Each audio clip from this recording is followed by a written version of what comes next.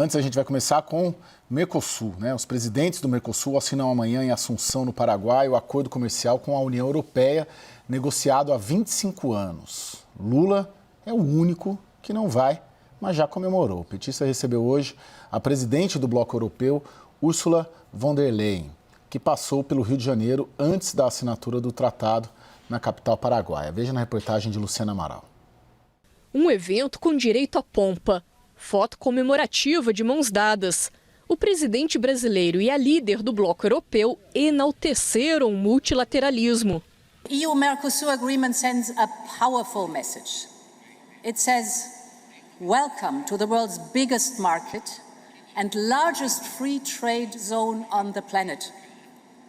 This is the power of partnership and openness because we agree that international trade is not a zero-sum game. Von der Leyen também destacou o interesse dos europeus na exploração de minerais críticos no Brasil.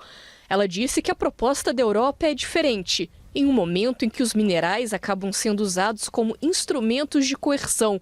O presidente Lula defendeu que o Brasil não vai ficar limitado ao papel de exportador de commodities. O comércio e mais investimentos significam novos empregos e oportunidades dos dois lados do Atlântico. Já somos grandes provedores de produtos agropecuários para a União Europeia, mas não nos limitaremos ao eterno papel de exportadores de commodities. Queremos produzir e vender bens industriais de maior valor agregado. Mercosul e União Europeia vão eliminar as tarifas sobre cerca de 90% das exportações de forma gradual ao longo dos próximos anos. O agro e a indústria do Brasil estão entre os principais beneficiados dentro do Mercosul.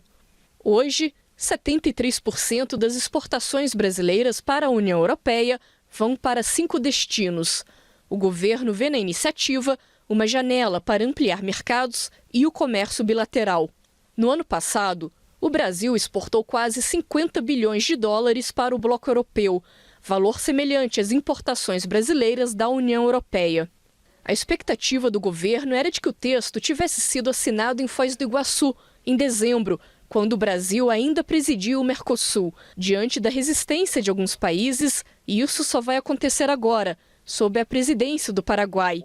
Mesmo assim, o Brasil quer se posicionar como uma espécie de fiador do acordo. Lula passa o final de semana em Brasília sem compromissos oficiais. Mesmo assim, o mandatário decidiu não ir à Assunção, onde vai ser representado pelo chanceler Mauro Vieira. O brasileiro vai ser o único presidente de um país do Mercosul que não vai participar da solenidade. A ausência incomodou outros líderes do bloco. Sem a ida para a capital paraguaia, Lula evita dividir palanque com o direitista Javier Milei, da Argentina, e reforça o simbolismo da foto com as autoridades europeias nesta sexta como uma vitória pessoal. Apesar de salvaguardas protetivas a determinados setores, o acordo ainda sofre contestação, em especial de agricultores europeus e líderes de alguns países pressionados pelo eleitorado, o que pode atrasar a implementação. Na próxima quarta-feira, o Parlamento Europeu vai votar pedidos para levar o acordo ao Tribunal de Justiça da União Europeia. Se a estratégia funcionar, além do atraso, o texto corre o risco de ser alterado. Vamos lá, e participa do WW hoje também Roberto Jaguaribe, que é conselheiro do Centro Brasileiro de Relações Internacionais e ex-embaixador do Brasil na Alemanha, no Reino Unido e na China, embaixador. Seja muito bem-vindo. Muito obrigado, um prazer estar aqui com vocês. Prazer é todo nosso. Embaixador, acordo assinado amanhã, a gente vai conseguir implementá-lo?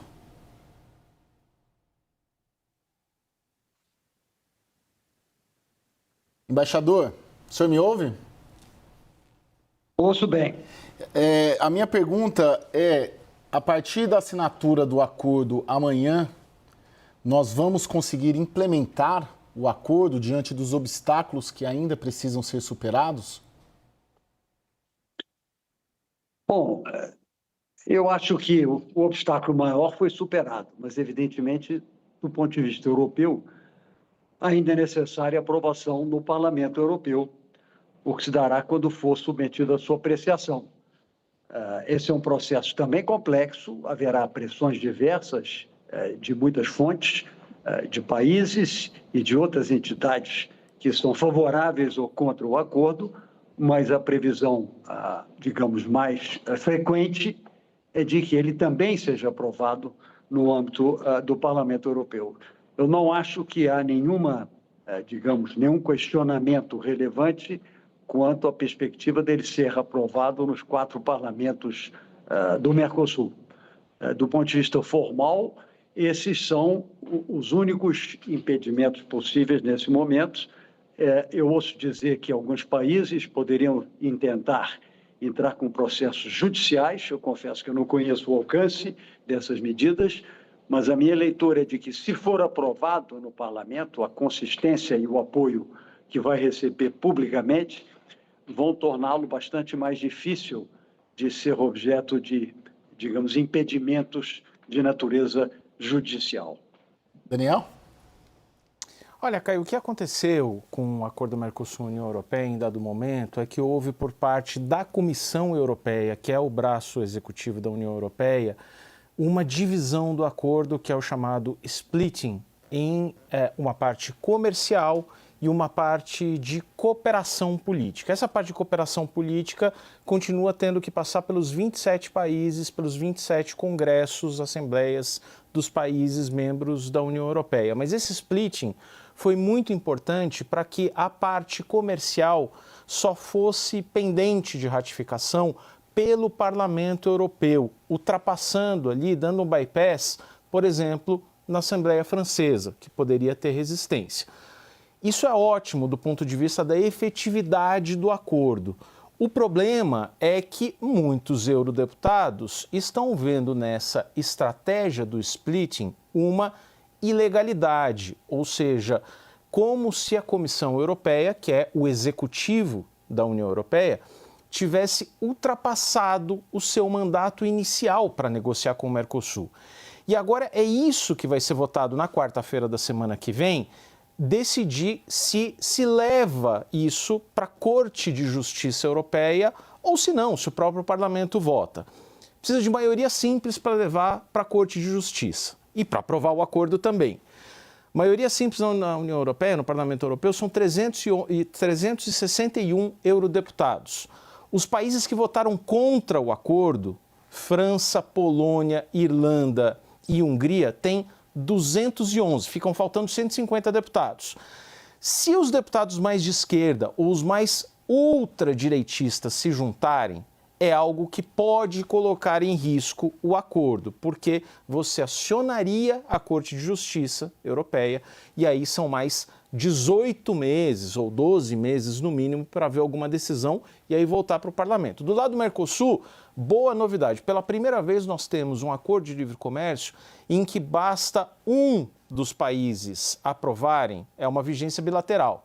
Não precisa esperar todos os países, Paraguai, Uruguai e Argentina, aprovarem. Se a União Europeia aprovar e o Brasil aprovar, o Brasil não fica à espera de da Argentina tem uma mudança de poder, entra um congresso de maioria peronista, não aprova o acordo, o Brasil pode aprovar e efetivar o acordo de forma bilateral. Ô Thaís, agora eles trataram, tanto o professor quanto o Daniel, dos aspectos, vamos dizer, políticos, né, daqui em diante principalmente, mas em termos de impactos econômicos, há uma impressão e há uma leitura em muitos setores que ele fica um pouquinho aquém, porque o acordo é muito amarrado, né, com muita salvaguarda, muita cota, então ele teria um significado geopolítico e político maior do que o econômico? Não, acho que isso é uma conta de curtíssimo prazo, de quem está querendo, de alguma forma, já ter um cálculo que nós não vamos saber, nós não sabemos ainda, né? A gente precisa tratar esse acordo como um casamento de longo prazo e que tem essas etapas todas que a geopolítica ainda vai precisar, a política interna dos países, né, vai precisar superar. E mesmo que o acordo venha com cotas de salvaguardas, no agronegócio, por exemplo, ainda vai valer a pena. Entre os setores que vão ser mais prejudicados, já há uma percepção de, olha, nós não temos como resistir, é um movimento geral. Mas há ganhos econômicos, sim, mesmo com as salvaguardas, pode gerar limitação mas ainda há uma expectativa de ganho. E eu ouvi um economista me dizer uma coisa super interessante, que ele falou, não me vem com perguntinha de daqui a um ano. Ou a gente conversa daqui a 10 anos, 15 anos, né? Considerando que o mundo vai continuar funcionando minimamente normalmente, a gente vai conseguir medir bastante ganho. Embaixador, eu colocaria para você também essa balança do peso e significado geopolítico e político do acordo em relação aos ganhos em potencial econômicos que ele vai trazer, levar tanto para a Europa quanto trazer para a gente. É um acordo com um impacto geopolítico muito maior do que econômico ou se equivalem essas duas dimensões? Bom, o impacto geopolítico se torna maior em função do contexto atual. Evidentemente, isso multiplica a relevância do acordo em função das incertezas e das ameaças que pairam em todas as áreas, seja no comércio, na economia ou mesmo na política, né? Mas eu acho que o acordo em si tem uma magnitude extraordinária, né? São 722 milhões de pessoas, o PIB já foi dito várias vezes, mas eu prefiro falar do PIB em paridade de poder de compra, que, a meu juízo, é uma expressão muito mais realista do peso e da relevância econômica de cada país. Em paridade de poder de compra, o PIB coletivo dessa nova área de livre comércio, se vier a se configurar, é de 34 trilhões de dólares, fazendo frente a qualquer outra área, inclusive a da América do Norte ou o próprio PIB da China. Adicionalmente, eu acho que ela gera uma novidade muito importante para o Brasil e o Mercosul em particular, que é o potencial de investimentos voltados não apenas para a magnitude dos nossos mercados, mas para a inserção competitiva em cadeias produtivas internacionais, devido à complementariedade muito relevante de diversas dimensões em diversos setores produtivos, particularmente no industrial, que até hoje não tem sido possível efetuar. Então, eu acho que existem dimensões políticas referenciais para um momento tão conturbado, como vocês já caracterizaram, mas eu acho que a dimensão econômica não fica atrás. Eu acho, evidentemente, nada acontece se não houverem as iniciativas adequadas e uma conjunção de fatores internos em cada país e, sobretudo, no país, que favoreça a adoção de medidas que permitam que nós maximizemos as possibilidades que esse acordo traz. Mas, se isso for feito, é um efeito multiplicador que não perde para a dimensão política. Eu acho que esse acordo tem esse benefício de se caracterizar por essas duas. Adicionalmente, embora que isso ainda seja uma coisa remota, se pode vislumbrar, não digo uma área de igual densidade, mas um novo eixo de dinamismo de relacionamento comercial. Não vai se comparar, nem no futuro médio, com outros que já existem, sobretudo aqueles que ligam à Ásia. Mas cria alternativas que são importantes para a estabilidade global e para países que pretendem não ficar muito fixos em determinados mercados. Isso é o caso tanto do Brasil como da Europa também. Daniel pediu a palavra? Caio, olha que interessante, né? A nova prática do comércio mundial tem sido usar o comércio como uma ferramenta de poder e não como um exercício de eficiência, que é o que ele pode trazer. Desse ponto de vista, o acordo Mercosul-União Europeia, nesse contexto atual, como bem ressaltou o embaixador, tem um significado muito amplo e muito positivo. Mas se a gente for olhar o que deve ser o livre comércio, que é esse exercício de eficiência que eu mencionei, o acordo é surpreendentemente tímido. Ele é muito relevante, muito simbólico, mas é tímido. Se você for pegar os grandes produtos que nós exportamos, primeiro o cronograma de liberalização demora 15 anos para a gente chegar efetivamente ao livre comércio. Segundo, se a gente pegar os produtos em que nós somos bons e altamente competitivos, aqueles do agronegócio, a gente está falando de cotas, muitas cotas, cotas menores do que as cotas em que nós quase fechamos o acordo em 2004 e quando a União Europeia eram 15 países e não 27. Então, assim, você tinha cota maior em 2004, quando eram 15 países, do que você tem hoje com 27 países. Para você ter uma ideia do que são essas cotas, carne bovina que o Brasil pode exportar, e a Argentina também com altíssima competitividade para a União Europeia, se for pegar a cota e dividir pelo número de habitantes da União Europeia, dá um hambúrguer por ano por habitante. E só isso. É isso que o Mercosul vai poder exportar com tarifa zero. Agora, é bom o acordo? É bom. Sabe que a principal vantagem, Caio, desse acordo é que o mundo todo ficou 30 anos negociando com o Mercosul sem nunca ter conseguido chegar a um acordo. Então, o incentivo do Canadá, do Japão, da Índia, do México, do Vietnã, da Indonésia para negociar com o Mercosul era virtualmente zero, porque a impressão que o mundo tinha é de que você podia ter 15 reuniões negociadoras com o Mercosul, que no final das contas não ia dar em nada. E é esse tabu que a gente rompe agora. Então agora a gente pode olhar nos olhos do ministro do Comércio do Canadá ou do Japão e dizer nós conseguimos celebrar um acordo de livre comércio. É isso? Esse ponto do Daniel é super interessante, porque as salvaguardas ficaram muito piores. A gente recebeu aqui o Marcos Yankee, que é um dos melhores especialistas, ele fez todos esses alardes, né? O ponto que eu ouço muito, Daniel, é que a depender de como o acordo seguir nos próximos anos e de como a economia global vai se relacionar, as salvaguardas podem cair em algum momento. A depender de como esse tratado vai se dar e de como os governos nos países europeus vão ser trocados ou não, se a mentalidade sobre o comércio internacional vai mudar ou não, as salvaguardas podem cair em algum momento. Ou uma reversão completa, né, se o mundo realmente se fechar. Acho que a torcida maior é para que o Brasil consiga alcançar mais espaço. Agora, embaixador, é uma obra ainda em curso, né? Claro que tem assinatura, agora é quase que como uma fase 2. Mas na sua percepção e com a sua experiência, a quem se deve essa obra? Porque essa obra transcorreu ali vários governos, né? O senhor entende que, se for considerarmos do lado brasileiro, esse acordo está sendo assinado devido a quê ou a quem? Bom, primeiro eu queria fazer um pequeno comentário sobre os comentários que foram feitos, porque, apesar desse acordo ser estritamente um acordo de livre comércio, na verdade ele aporta muito mais do ponto de vista econômico. E, na minha avaliação particular, e de muitos outros, aliás, os grandes benefícios não estão na redução de tarifas. Os grandes benefícios estão no chapéu orientador para investimentos. E, nesse particular, o setor mais beneficiado no futuro será o setor industrial, porque a Europa passa por problemas de produção industrial muito agudos, perda de competitividade,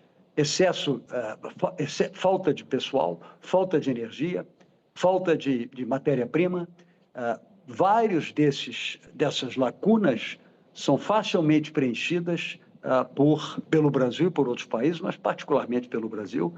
Por outro lado, o Brasil e o Mercosul, falta empresas de calibre mais significativo de penetração externa, falta recursos adicionais adequados para investimento, falta competência técnica em vários segmentos. Então, a complementariedade que se pode colocar, que esse chapéu permite ampliar, vai potencialmente gerar, é por isso que eu digo que o acordo não faz nada. É preciso que as iniciativas venham depois, mas muitas já estão em curso, né? Para permitir que os benefícios palpáveis sejam, sobretudo, dessa forma.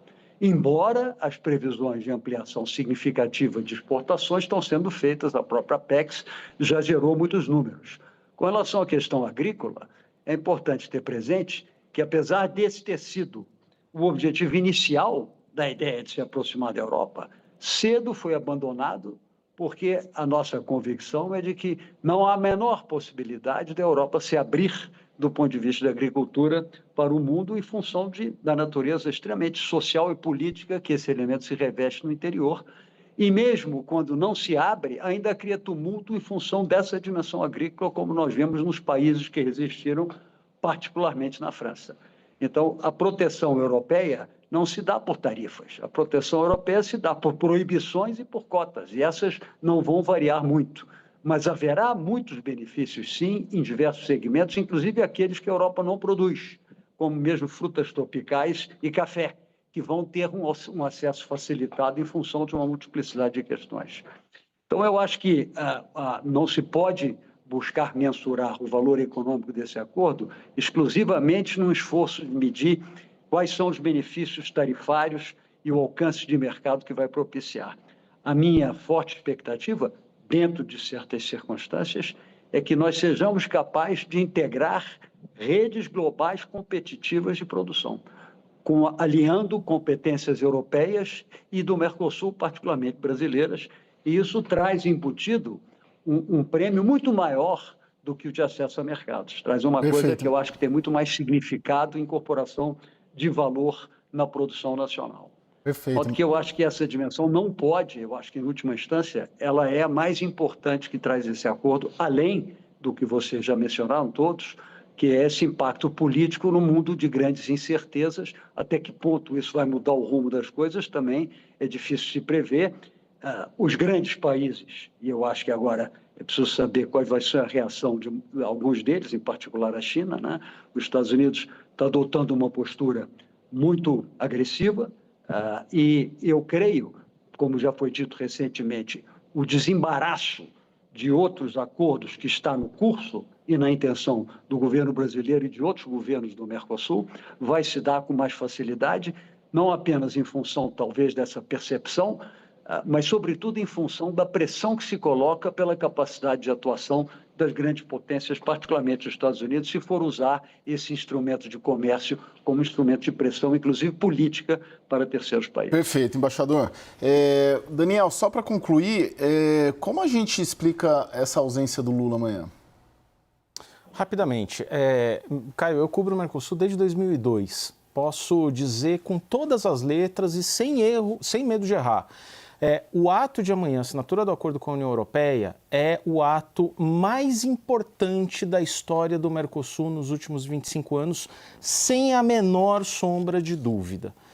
Por que Lula não vai no ato mais importante do Mercosul em 25 anos?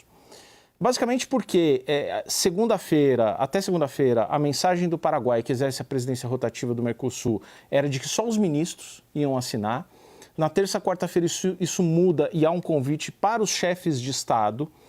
Lula tinha compromissos hoje no Rio, compromissos quase que de campanha para a reeleição. Hesitaria em ir, mas a partir dessa comunicação, Ursula von der Leyen e Antônio Costa, presidente do Conselho Europeu, cujo voo atrasou e por isso ele não estava hoje à tarde, se prontificam a vir para o Rio de Janeiro e fazer praticamente um beijamão no Lula, né? Tirar uma foto e celebrar o acordo na véspera. Então, olhando do ponto de vista do Lula individualmente, eu entendo, puxa, eles estão vindo até a mim, para que eu vou para o Paraguai? Agora, do ponto de vista da institucionalidade, homenagem a Thaís Herédia, é péssimo para o Mercosul, porque 25 anos, o ato mais importante, e você falta como sócio principal, é realmente pouco aconselhável. Sozinho nessa foto e ter a bandeira dele sozinho, foi essa a explicação.